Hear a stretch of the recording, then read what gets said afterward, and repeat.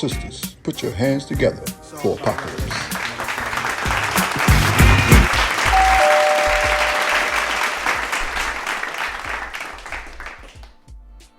Peace. Here we go. Another day from the Deaths of Apocalypse. Dogs of God's Entertainment. I remember back in the day, I used to go to the wharf in DC. A lot of people used to come down over the weekend and get their crabs and their shrimp and all that kind of stuff. And so I used to sell Christian t-shirts. Brother Ray and Brother Roger put me on. That was a great experience, in my early days of learning how to do for self. And I remember this t-shirt, it had the Serenity Prayer. It said, grant me the serenity to accept the things that I cannot change, the courage to change the things that I can, and the wisdom to know the difference. It is very clear and obvious that in our community, things need to change. And Gil Scott-Heron has a song where he said change is inevitable. And I remember I shared this before. Brother Raymond L. Muhammad taught this lesson one day on the block, Silver Hill and Suitland Road. He came, and it was kind of like a windy day. He picked up a leaf and he let it go, and the wind blew the leaf. You know what I'm saying? And he started teaching on that concept. He said, bro, Michael, you don't want to be like that leaf. You know what I'm saying? That leaf went wherever the wind blew it. You know what I mean? And so we don't want to just go wherever the wind blows, but we can be conductors of the change instead of just going with the flow. You know what I mean?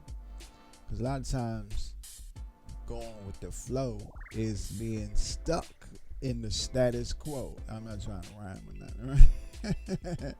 Going with the flow is being stuck with the status quo, right? But how do we recognize that we need to change?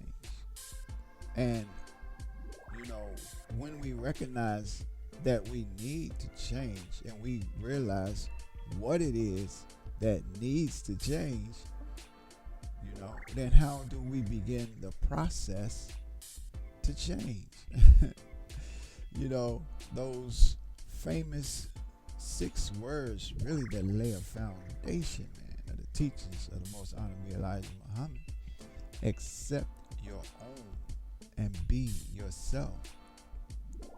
That's the very foundation that's strong enough and solid enough that if those words were understood, then we will be able to determine how to change. And when we come into the teachings, those 5 W's, which we talk about in our book in a step called Process the Data: who, what, when, where, why. That's the basis of critical thinking that really can, if approached in the mirror of truth, if I learn all that I need to know about who I am, what I am, where I am, when did things take place to shatter or scatter this understanding of who, what, when, where, why. See, if you look at the lessons, who was the original man?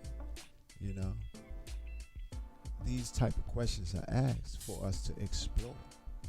But if we explore these kind of questions in the mirror of truth to get an understanding of where I am and how I got here, then we can start determining how to change, you know. But if you get the book, you'll get a deeper understanding of what that is. But the fact remains that change must take place. So let's look in the mirror and let's make a decision that it's time to change. All right, that's our word today for the Decibel Apocalypse.